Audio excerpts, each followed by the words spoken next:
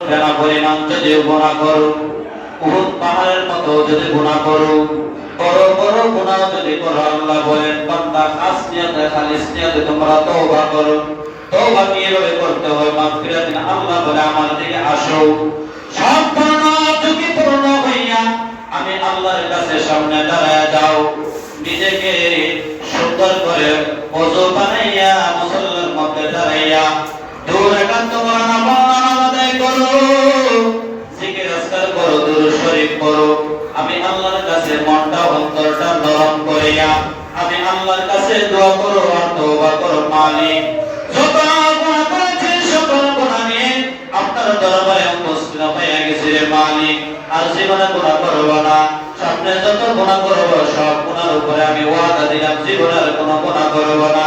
ওরে মালিক, বিশাল যত গুনাহ করছি ওই গুনাহর উপরে আমি লজ্জিত হয়ে গেলাম। ভবিষ্যতে আর গুনাহ করব না বলে ওয়াদা দিলাম, বর্তমানে গুনাহ করব না বলে ওয়াদা দিলাম।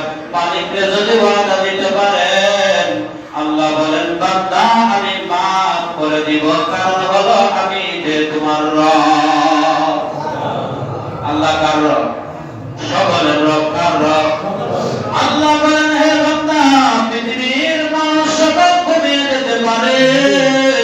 হযরত মুসা আলাইহিস সালাতু ওয়াস সালাম আল্লাহকে ডাক দিয়া বলেন, ও মালিক, আপনি কি কোনো ঘুমান নাই? কোনদিন ঘুমান নাই? আপনি ঘুমিয়ে পড়লে তো হয়। আল্লাহ বলেন মুসা, আমি যদি ঘুমায়া যাই দুনিয়াটা তছনছ হয়ে যাবে। দুনিয়াটা কি তছনছ হয়ে যাবে? শুধু তাই নয়, আমি যদি ঘুমায়া যাই, আমার বান্দা যদি বিপদের মধ্যে পড়ে আমারে ডাক দেয়, তাহলে আমারে বার পাইবে না। লা তাখুযুহু সিনাতু ওয়ালা নাওম। আল্লাহ বলেন আমার ঘুম থাকবে দূরের কথা, আমি আল্লাহর ঘুমের ঝুঁকিপূর্ণ নিদ্রা নাই, আমার কোনো উঙ্গানিও নাই। কি নাই? মানুষ দেখবে একটা গোজাগরি করলে এক জায়গা চলে যায়, পারেনি? আল্লাহ কয় এটা আমার নাই, এই উঙ্গানিও আমার নাই, আমি যে ঝুঁকিপূর্ণ নিয়ে আমি ঘুমাবো তা নয়। মুসা পয়গম্বরকে বললেন, মুসা তুমি কি এক রাত্র, শুধু এক রাত্র কি তুমি না ঘুমাইয়া দুই হাতের মধ্যে গ্লাস নিয়ে পানি ভর্তি গ্লাস নিয়ে দাঁড়ায় থাকতে পারবা? মুসা আল্লাহকে বললেন, মালিক এটা কোনো সম্ভবের কিছু নাই, আমি পারবো। বললেন যাও যাও, তোর পাহাড়ের উপরে চলে যাও, দুইটা গ্লাস নিয়ে দাঁড়ায় গেছে। রাত যখন একটা থেকে দুইটা বাজে, সব গ্লাস হাত থেকে ভেঙে গেছে, আল্লাহ ডাক দিয়া বলেন, মুসা আমি তো বলছিলাম তোমার দ্বারা সম্ভব নয়, কারণ হলো আমি মালিক যদি ঘুমায়া যাই ওই ক্লাসের মতো तमाम পৃথিবী ধ্বংস হয়ে যাবে। তাহলে বলুন তো মালিকের দয়া আছে না নাই? মাগফিরাতুম মির রাব্বিকুম। আল্লাহ বলেন হে বান্দা, দ্রুত আমার দিকে অগ্রসর হয়, আমার দিকে ফিরে আসো। গুনাহ করছো অসুবিধা নাই, মাফ চাও, আমি আল্লাহ মাফ করে দেব। মির রাব্বিকুম ওয়া জান্নাতিন। তোমরা অতি দ্রুত জান্নাতের দিকে অগ্রসর হও, জান্নাতের দিকে এগিয়ে আসো, জান্নাতের দিকে চলে আসো। ওয়া জান্নাতিন আরদুহাস সামাওয়াতি ওয়াল আরদ। এ বান্দা শুধু জান্নাত দিব কেন? জানানি মাফ চাইছো কারণ তোমাকে জান্নাত দিব। তোমাকে জান্নাত দিব কেন জানানি? জান্নাতটা কত বড় দিব জানানি? বলে জান্নাতটা কত বড় হবে? আরদুহাস সামাওয়াতি ওয়াল আরদ। ওই পৃথিবীর আসমান থেকে জমিন পর্যন্ত যতটুকু জায়গা আছে, যত বড় আছে, এই সম পরিমাণ আল্লাহ জান্নাত দিয়ে দিবেন।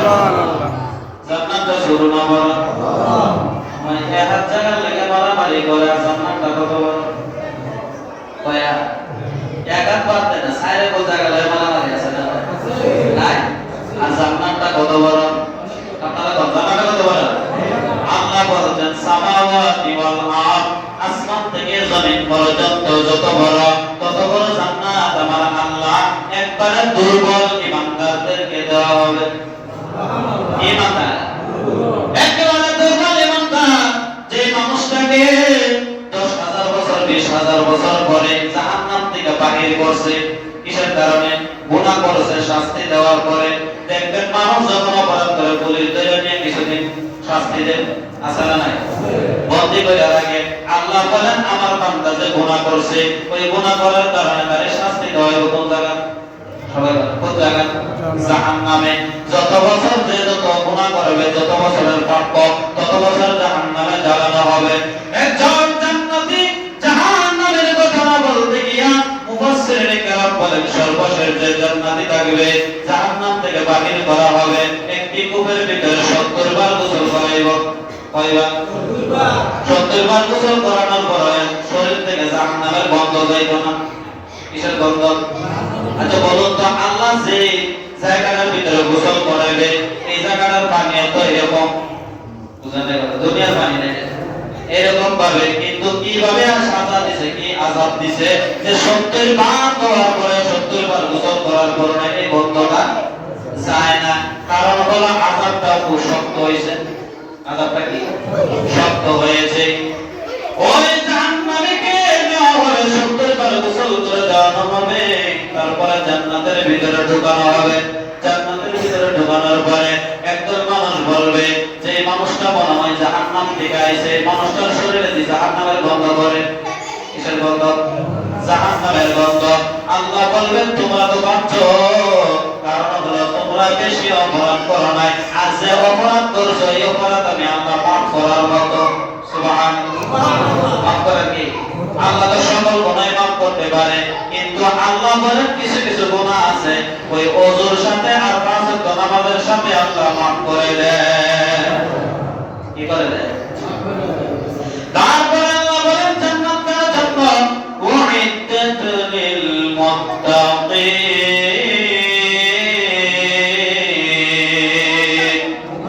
আল্লাহ বলেন একমাত্র ওই জান্নাত তৈরি করা হয়েছে মুত্তাকিনদের জন্য। কিসের জন্য? মুত্তাকিন কারা? যারা নামাজ পড়ে না। যারা নামাজ পড়ে না কি মুত্তাকিন? মুত্তাকিন কারা? যারা পাঁচ ওয়াক্ত নামাজ পড়ে, হালাল বুঝা হারাম বুঝা খাওয়া দাওয়া করে, যারা মিথ্যা কথা বলে না, মানুষের সাথে জোর জুলুম করে না, মানুষকে অন্যায় ভাবে মারে না, যারা একজন আরেকজনকে অন্যায় ভাবে আঘাত করে না, জবান থেকে অন্য মুমিন ভাই মুসলমান হেফাজতে আছে, তারা কি বলা হয়? মুত্তাকিন। তাদের কি বলা হয়? মুত্তাকিন বলা হয়। আজকে আপনি ইবাদত করবেন বেশি বেশি, লা ইলাহা ইল্লাল্লাহ জিকির করবেন। কি করবেন? জিকির করবেন যে যত পারেন। এখান থেকে দোয়া করে যেন কেউ ঘুমাইবেন এরকম করেন না কেউ। যদি পারেন বাসা গিয়া আপনার স্ত্রী আছে, মেয়ে আছে, ছেলে আছে, আছে না?